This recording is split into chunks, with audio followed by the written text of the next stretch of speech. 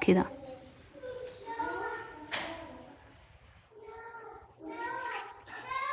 البنت اللي شافت متزوجة ولا موجودة في البيت؟ لا متزوجة. متزوجة. أيوة. هي أكثر وحدة كانت قريبة من الوالد على أيام حياته؟ إي والله قريبة منا يعني. أنتم كلكم طيبات مع الوالد وحتى الأم كلكم تقريبا، لكن البنت هذه كانت مقربة للوالد أكثر شيء. إي مقربة يعني. هي الكبيرة فيكم ولا في أكبر منها؟ لا أنا الأكبر. أنت الأكبر. في شباب عندكم الأولاد فيه من الرجال؟ إيه في أولاد. الولي بعد الوالد؟ أخوي الكبير عبد الرحمن أكبر يعني. طيب ما شاء الله، أسأل الله أن يحميه ويحفظه. قسم الورث، الوالد كان معدد ولا هي الوالدة فقط؟ لا كان عنده حرمة ثانية. كان معدد؟ إيه كان معدد.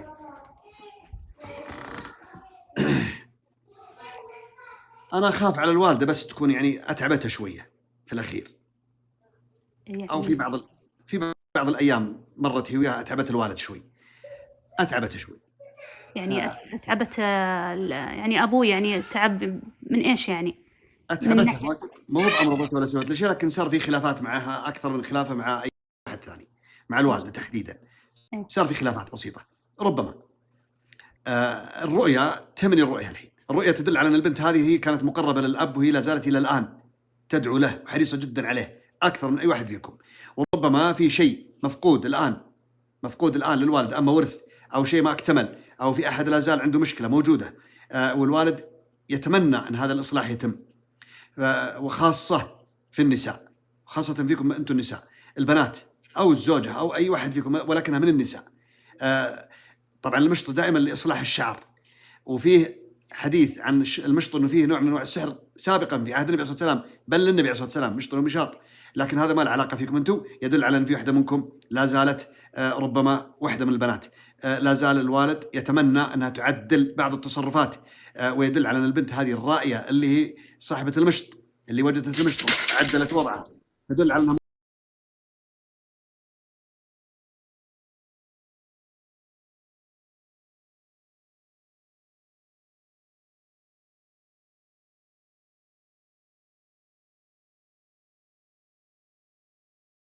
أسأل الله العظيم رب السماوات والأرض أن يرزقنا جميعا الجنة، ونتقابل هناك وأشوفك وأسلم عليك وأعرف من أنت، وأقول لك من أنت وتعلمني من أنت إن شاء الله في الجنة بمشيئة الله. انتبهوا الله يرضى عليكم، إذا في خلاف موجود صلحوه. إذا الأم لأنه قال 50 مقسوم نصين والأم قريبة من 50، تأكدوا تماما أنه الأم تكون إن شاء الله ما بينها وبين الوالد خلاف، لعل الله سبحانه وتعالى إذا كان في شيء تسامحه، ولعل يكون هو كذلك حلها وباحها من هذا الأمر. يا شيخ يعني لما كانت تدور المشط كان أخوي معها اللي هو عبد الرحمن الكبير. أي لا الوسط. في ورث لا زال موجود ولا لا؟ ما في شيء واضح. هذا كان شيء في خلاف، اسمعي، في خلاف موجود الآن عشان الورث ولا ما فيه؟ لا حاليا ما في شيء، ما في ولا في أي خلاف، خاصة في دين عليه يعني على أبوي يعني. في دين على الوالد. أيوة. والشباب يقدرون يسدونه؟ أيوة إن شاء الله يقدرون يسدونه ولا 5 سنوات. صاحب الدين يعني سامح، بس كأنه يعني ودهم يخلصون يعني عنا، لأنه هو متوفي بعد صاحب الدين، بس من قبل يعني قبل يتوفى قال مسامحة يعني هو إذا سامح فأصبح المديون في حل، ولكن نتكلم عن أنه إذا في خلاف، أو في واحدة من البنات لا زال عندها مشكلة ما حلت، أو في أحد منكم لا زال عنده مشكلة ما حلها، حلوها. أنتم تعرفون بعضكم، تفقدوا أحوال بعضكم، خاصة البيت اللي فيه الرؤية، اللي البنت شافت الرؤية، الأسرة اللي شافت الرؤية، وليس البيت الثاني. الشيء الثاني، شوفوا إذا عليه دين سدوه، إذا الأم بخاطرها شيء على الوالد تتنازل وتسامح فيه، انتهى. البنت اللي شافت الرؤيا هذه من أهل الخير من أهل الصلاح، وخاصة للأب هي تدعي له ما نسيتها إلى الآن. نعم. فوازن. السلام عليكم الشيخ، صباح الخير. صباح النور، يا مرحبا بك. يا صباح الخير، يا ربي زين ذاعك وجها، يا زين ذاعك الوجها والله. ما فهمت عليك، بالله فهمني. اقول لك يا شيخ يا زين ذعك الراسن، يعني وجهك ذي يا زين وجهك ذي. الله يرضى عليك يا فوازن، يا اخي انت محبوب. انا صراحه اشوف لك مقاطع، بس في شغله ودي اقولها لك يا فواز. يا ايش انت تقول؟ ما ادري تقبلها مني ولا ما تقبلها، اسكت. اقبل يا منك الشيخ كل شيء، انت اقبل. لا تلعب لا تلعب لا تلعب لا تلعب الا مع رجال. حي لذا الراسن، حي لذا الراسن الشيخ. والله اني صادق. اي والله حي، لكن الشيطان نعوذ بالله من الشيطان تقدر تقول اعوذ بالله منك يا شيطان، والعب مع رجال وخل البنات يقعدن. هيا شوفني انا جيت عندك هنا اليوم، شرفتني والله، عشان كذا طلعتك ومبسوط فيك جدا. والله يا شيخ انا معي لك، كنت نايم انا معي لك حلم. اعطني حلمك يا شيخ أنا كنت في الليل، يمكن الساعة 2:30 كذي، جيت هني وذاك رقدت.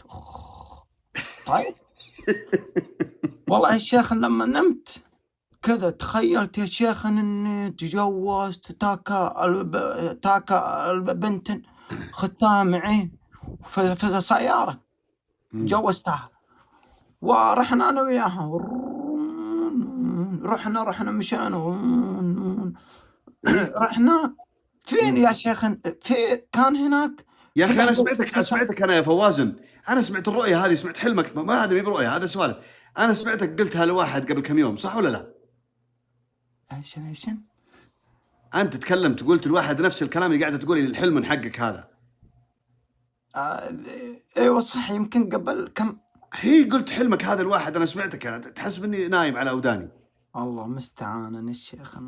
بس يا شيخ بس يا شيخ هذاك والله يعني ما ادري عن الشيخ، ما ادري. لا ما علي منك، انا كشفتك وعرفت ان هذا حلمك. بس يا شيخ بس استنى بس هذاك، بس ما ادري هذاك شيخ، ما ادري كان يسلك لي. لا ما علي، انا خلاص هذا حلمك لا بعدين طلعت المندر، والله ما ادري. والله ما ادري. لا تنزل يا عبد الله، والله ما يندر. لا تندر، لا تندره يا فوازن. يا شيخ نبغى تفسر هذاك الحلم، والله يا شيخ ما حد يفسر لي. فوازن ها انت قلت الحلم حقك هذا، سمعتك انا، والحين انت لخبطت في الحلم، غيرت فيه اشياء وزودت فيه شيء ونقصت شيء. لا والله لا يا شيخ، والله ما زودت فيه ولا حرف، ولا كذي طق ولا تي. هاي قل. كنت يا شيخ نايما الساعة 2 الظاهر، نايما مرة نايما. لما كنت نايما يا شيخ تعلمت اني تجوزت لي بنت. اخذتها تي البنت معي وفلحت بها جوفها سيارة. السيارة كانت لونها سوداء، والسيارة كانت مرسيدس، ورحنا عداني وياها سارع. انا ليش السيارة حقتك غير عادي؟ والله ما ادري، والله صراحة اني ما انتبهت لها. لا لاني سمعتك تغير في معناته في تغيير، معناته غير عادي. يمكن، بس لا وهي ايش هي السيارة هذا مرسيدس. فيها سادسا. ايوه طيب. ما مرسيدس السيارة الفخمة. مرسيدس، ما في مرسيدس غير عادي. طيب نهايتي والله يا شيخ السيارة فخمة، ما ادري من فين، مدري ليه، مدري حقتها تي اللي تاعك تجوزتها، مدري حقت مين هي السيارة. انا ما ادري. يعني انا كنت نايم وكذا السيارة جاتني وجتني البنت وفلحت بها.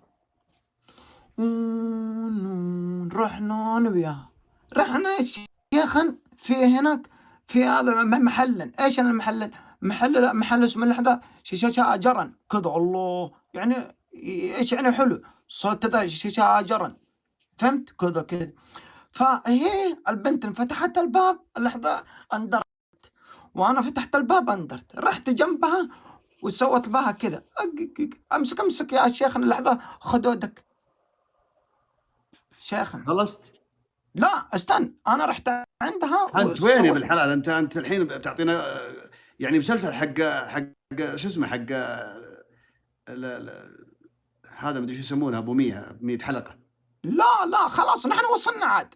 نحن وصلنا هذا المحل واللي في اللحظة اني اخاف انك تحوس. اسمع، اخاف يا فوازن، اخاف انك تحوس في اخر حلمك، ما ينفع. لا لا لا لا لا انا فهمت ايش صار. هاي وهي فتحت الباب اندرت في المحل هذا اللي في ذا شجرا، وانا فتحت الباب اندرت عندها.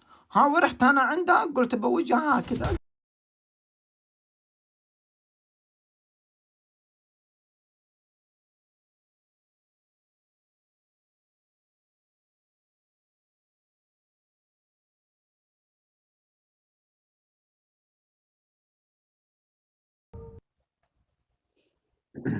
يا مرحبا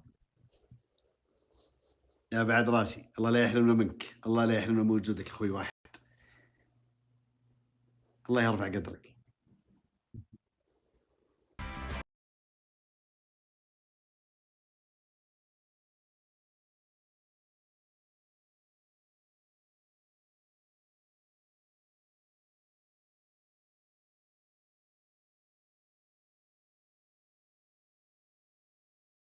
اعتذر من اخوي فواز الزهراني، اعتذر منك لضيق الوقت يعني، وان شاء الله بعدين يكون في اتصال خاص وابشر افسر لك منامك وكل شيء. نعم ما ادري عاد اخوي واحد يبغى ان شاء الله بعد شوي كذا، بعد 15-16 ألف بينزل لكم الجوال، تدخلون على الصوره اذا نزلها، وابد تكبسون على الصوره وشوفوا الخطوات اتبعوها وبمشيئه الله سبحانه وتعالى. اسال الله لكم التوفيق يا حي يا قيوم. اتمنى واسال الله انه هديه اخوي واحد انها تصل الى شخص ان شاء الله ما فيكم يحتاج، ان شاء الله نكون كلكم بخير ونعمه. اسال الله ان يبارك لكم فيما رزقكم الله سبحانه وتعالى، ويطرح لكم البركه في انفسكم وفي اموالكم وفي صحتكم وفي ذريتكم، لعله يروح عند مستحق. وكذلك ما راح نوقف، سواء الدعم اللي على البث او الدعم اللي انا اقوم فيه طوال النهار بتوجيه حقيقه وبمسانده للامانه من اخوي واحد. للامانه اكون صادق معكم وصريح انه اي شيء اقدمه انا انه بعد توفيق الله سبحانه وتعالى من دعم ووقوف اخونا واحد والشباب اللي قاعد يوقف معه من الداعمين الثانيين اللي اسمائهم موجوده ومعروفه والدعاء موصول لهم. اللي بعده تفضل يا نجود. اعتقد السلام عليكم. العنود. نعم عليكم السلام. الله يطول بعمرك يا شيخ ويعطيك الصحة والعافية يا رب. وياك. أنا عندي حلمين بعد إذنك قصار مو طويلين. حلمت الحلم الأول أني مدرسة إنجليزي، رغم أن تخصصي بعيد يعني رياضيات وموارد بشرية مالي بالإنجليزي. تحلمت أني محاضرة، وكان الأكسنت يعني كنت منطلقة بالحديث باللغة الإنجليزية، رغم أني أنا بالواقع عادية جدا. وانتهى الحلم. الحلم الثاني حلمت إن أنا في بيت واجهته قزاز، وكان في حيوانات مفترسة ما أذكر منهم إلا الأسد. والأسد كان يحاول يهجم بس في القزاز مانعه، بس كنت أنا ما أشعر بالخوف نهائيا حتى. وكان في زي المكان اللي أقدر أنا أشوف فيه الأسد، يعني مكان مفتوح. كنت يعني بس كان في شيء يمنع أن يجيني، بس قصير مش طويل، وكان يحاول يجيني بس أنا وقتها ما أعرف، ما كنت أخاف يعني، بس كنت أشوفه، بس كنت مطمئنة. رحت شوي رجعت لقيت بيني وبين الأسد كان في واحدة تعبانة على كرسي مقعد تقريبا متحرك. أنها تحتضر، وأعتقد أنها جنسية يعني عربية، يمكن جنسية سودانية، ما أعرف ما أتذكر، بس جنسية كذا من الجنسيات تقريبا الأفريقية. كانت تحتضر تحاول تقول لي شيء ما أعرف، بس ما اهتميت كثير، بس كثر ما أني تمنيت يعني زي اللي الله يشفيها، بس حسيت أنها كانت تحاول تقول لي شيء بس، وانتهى الحلم. انت متزوجه ولا لا؟ أي متزوجة. الرؤيتين ما شاء الله تبارك الرحمن تأمنين بفضل الله سبحانه وتعالى من مكر أحد. ربما في أحد حاول يمكر، هذا المنام الأول حاول يمكر ولكنهم ما استطاعوا، لأنه أنت تنبهتي أو تتنبهين مستقبلا من مكر معين. أحد يمكر بشيء ولكنه ما يستطيع أبدا، مكره يتوقف مباشرة ينتهي، ما يستطيع يقدم أي شيء من المكر اللي هو قاعد يمكره.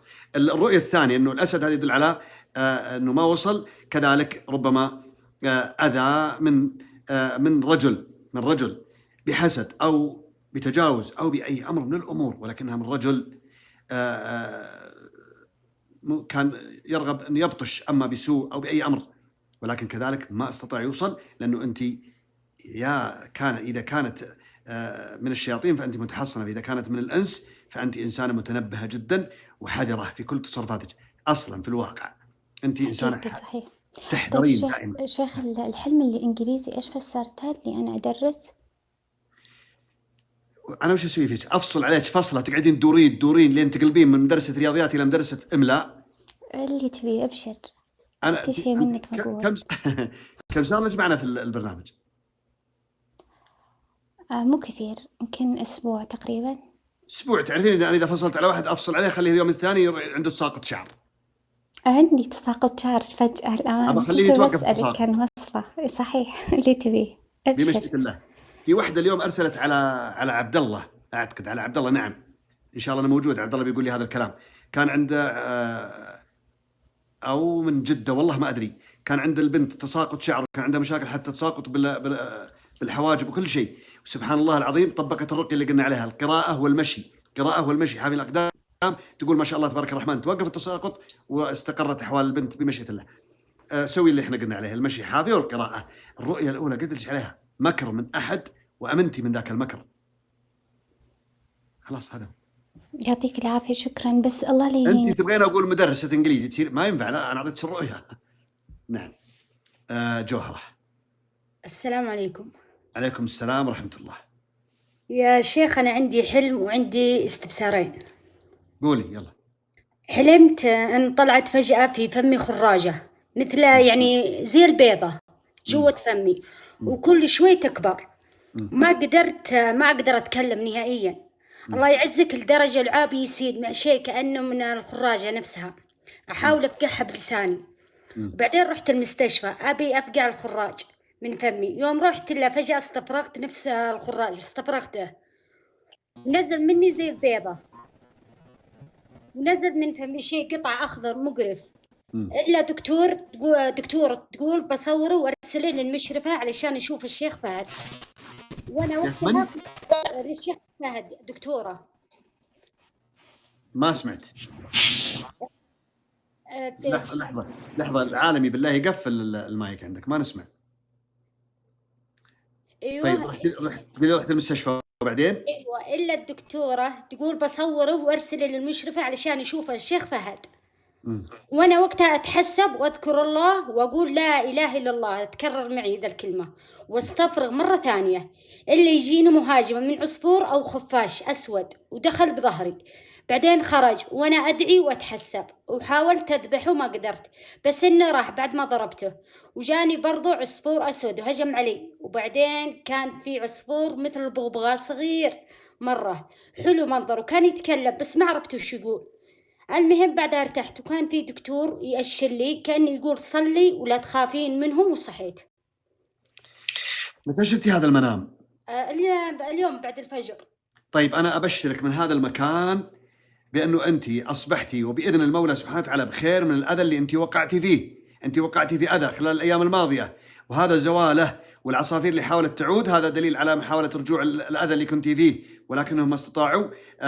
أنه أنت قلتي أبوري الشيخ فهد، أنت مو أنا طبعا، أنه هذا الرقية اللي أنت طبقتيها، فأنت ربما طبقتي شيء من الرقية الاستفراغ. نعم طبقت يمكن لي 3 شهور. ما شاء الله تبارك الرحمن. الاستفراغ اللي حدث بالمنام هذا يدل على خروج الأذى. أما اللي بالفم وزي الخراج ربما حتى أنه أنت كتمتي سر من أسرارك، حاولتي تكتمين حتى المرض، يعني حاولتي تكتمين عن أكثر من شخص. في ناس يعرفونه وفي ناس ما يعرفون أبدا. كتمتي على هذا الموضوع تماما واستعنتي بالله وتحصنتي ورقيتي حتى حدث ما حدث. الطيور اللي حاولت ترجع هذا أذى حاول أنه يرجع، اللي هو العصفورين والخفاش خاصة، من أسوأ الطيور في المنام، من أسوأ الطيور في المنام على الإطلاق. فإذا رؤي ثم دخل بالظهر وخرج، هذا ربما أنه أنت توجعتي بعد الرؤية باليوم الثاني، حسيتي بألم أو بثقل بالجسم أو بالظهر أو بعض العظام وتكاسل، بعدين زال الألم وزال الأذى وزال التعب اللي أنت فيه.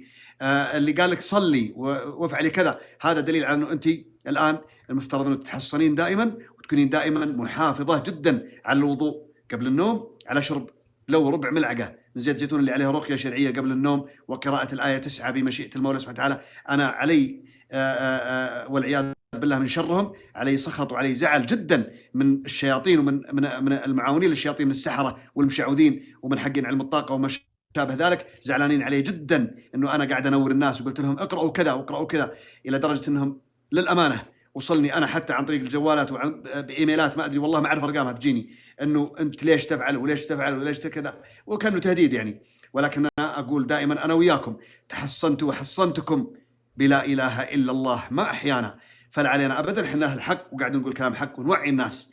استعيني بالله. طيب يا شيخ اسمعي يا جوهرة، نعم. لا تنامين الا متوضيه على طهر، الا اذا كنتي بعذر فهذا غير. لا تنامين الا قرأتي الآية 9 بعد آية الكرسي وسورة الفاتحة على زيت زيتون وتشربين منه وتتركي الباقي بالفم وتنامين حتى لا يعود لك اذى بمشيئة الله سبحانه وتعالى. نعم انتهى. اعطيني الاسئله اللي تقولين عليها.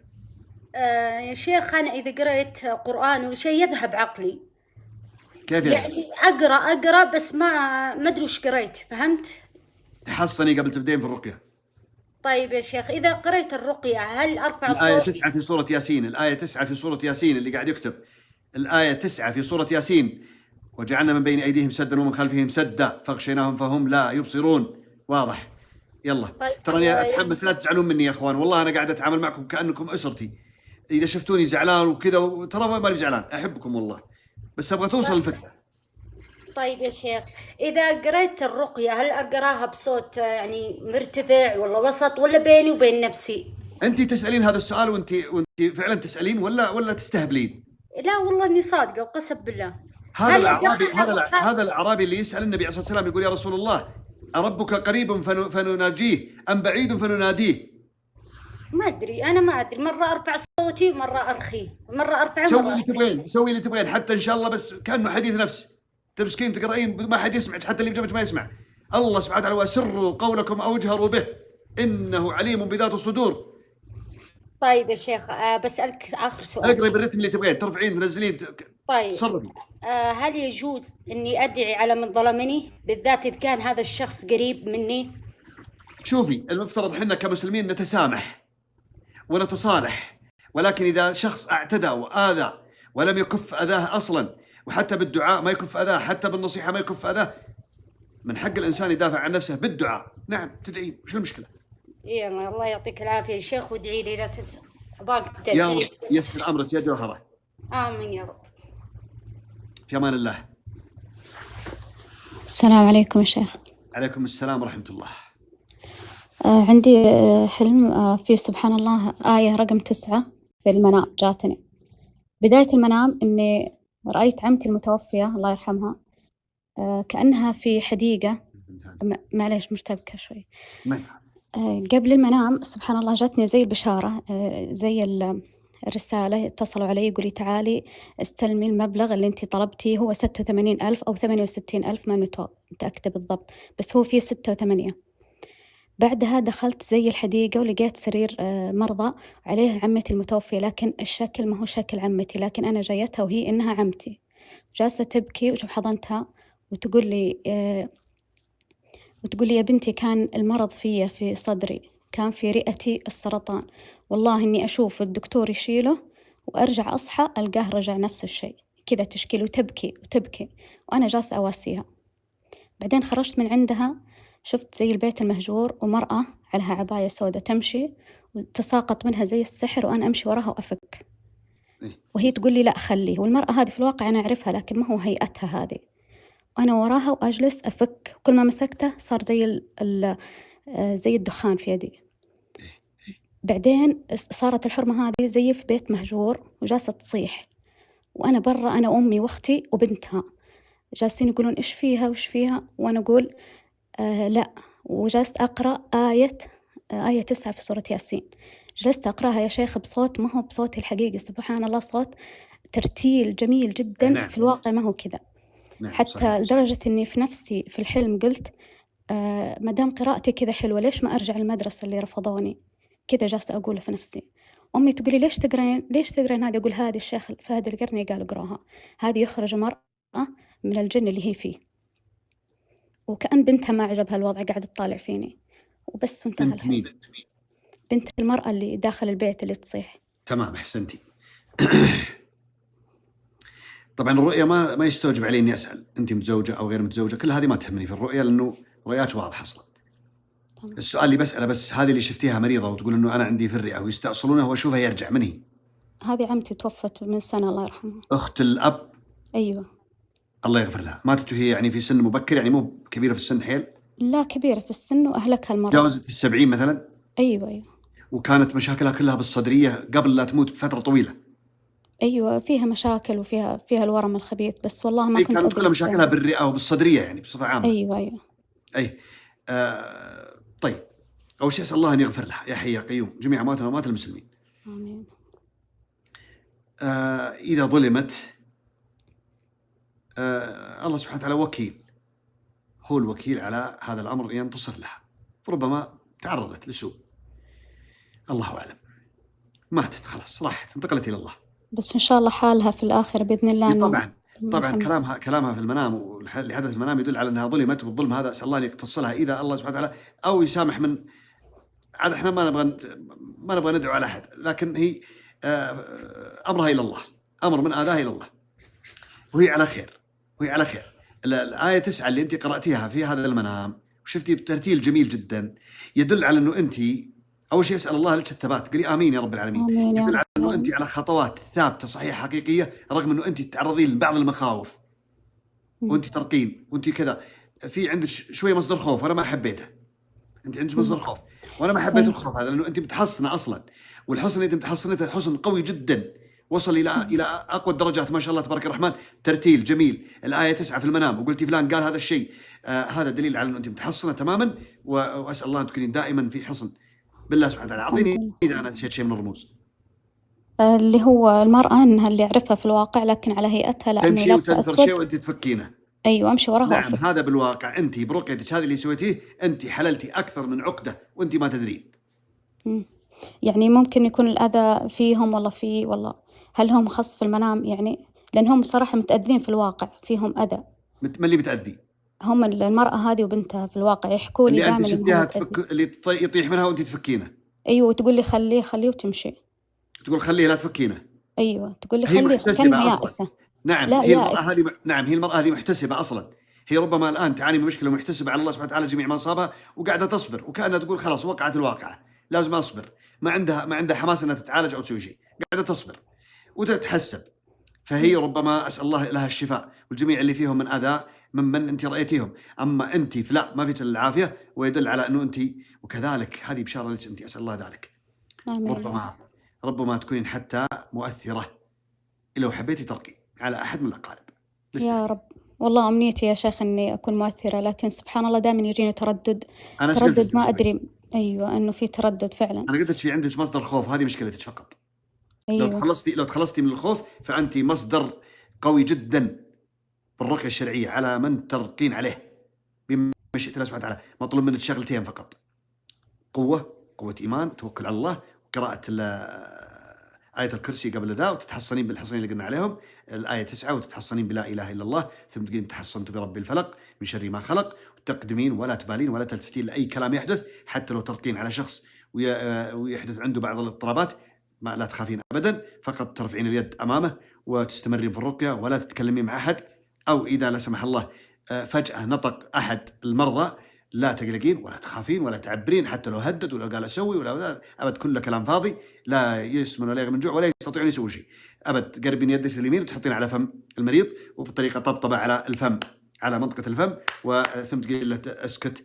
دائما أقول لكم اسكتوا، أنت قولي لهم اسكت، ثم تتحصنين مرة ثانية وتحصنين المريض، تستمرين بالرقية، وخاصة على النساء من الأقارب، بوضع اليد مباشرة على الصدر أو على الظهر بين الكتفين.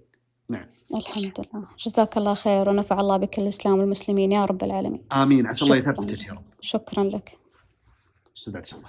اللي بعد العالم. الشيخ حياك الله يا شيخ. عندي رؤيا وعندي استفسار بسيط. رأيت أنا على رقية التعطيل، رأيت قبل يومين 3 أني مع مشهور اسمه مخلد في السناب، كني جالسين أنا وياه، وبعدين لقيت لي عقرب ميتة وأكلتها، وهو كل واحد عقرب ميتة بس، وانتهت الرؤيا.